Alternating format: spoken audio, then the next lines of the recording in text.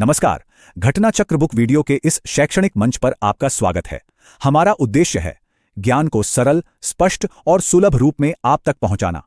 आइए आरंभ करते हैं अध्ययन और सफलता की इस यात्रा को। क्या कभी ऐसा हो सकता है कि सिर्फ एक महीना किसी देश के भविष्य की पूरी स्ट्रैटेजी बता दे?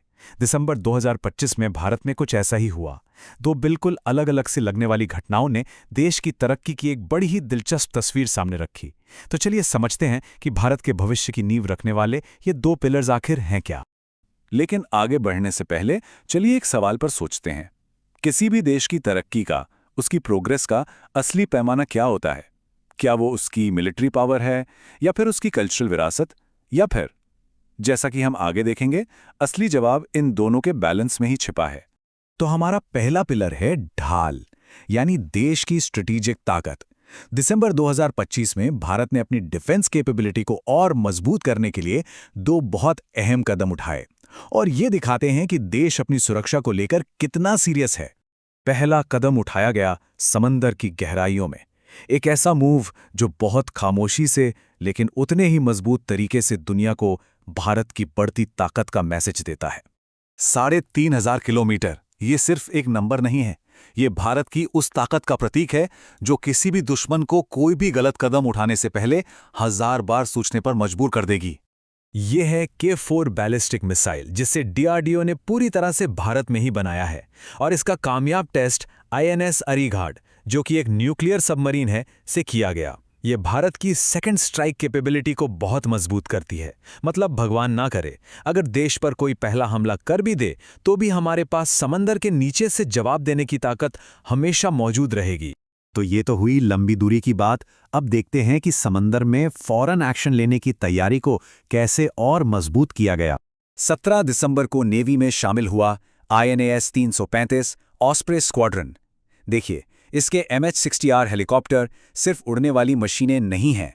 अपने लेटेस्ट हथियारों और सेंसर की वजह से ये समुद्र में छिपी सबमरीन्स को ढूंढ सकते हैं और दुश्मन के जहाज़ों पर एकदम सटीक हमला भी कर सकते हैं।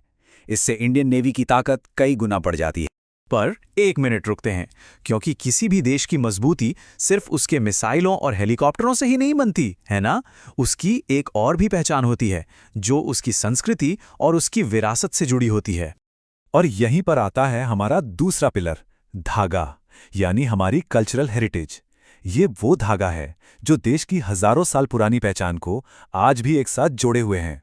तो दिसंबर 2025 में ही भारत की एक सदियों पुरानी ट्रेडिशनल आर्ट को एक मॉडर्न जमाने का प्रोटेक्शन मिला। एक ऐसा प्रोटेक्शन जो उसकी पहचान को हमेशा के लिए सेव कर देगा। और ये प्रोटेक्शन मिला GI टैग के रूप में। GI टैग पता है क्या होता है? ये ठीक वैसा ही है जैसे हम कहते हैं दार्जिलिंग की चाय या कांचीपुरम की साड़ी। मतलब एक ऐसा निशान जो बताता है कि ये प्रोडक्ट एक खास जगह से आता है और इसकी क्वालिटी और रेप्यूटेशन उसी जगह की देन है। और ये सम्मान मिला आंध्र प्रदेश की मशहूर पोंडुरु खादी को।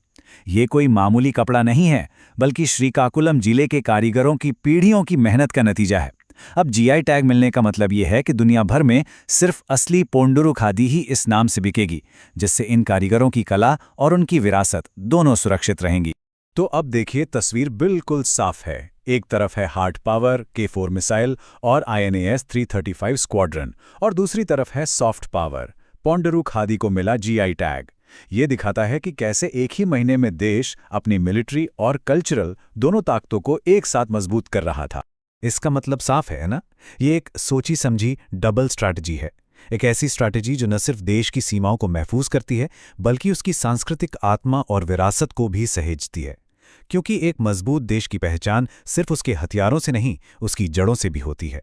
और आखिर में एक सवाल, किसी भी देश के कामयाब भविष्य के लिए मिलिट्री पावर और कल्चरल हेरिटेज के इन दो पिलर्स के बीच सही बैलेंस आखिर होना क्या चाहिए? ये एक ऐसा सवाल है जिस पर सोचना हम सभी के लिए जरूरी है।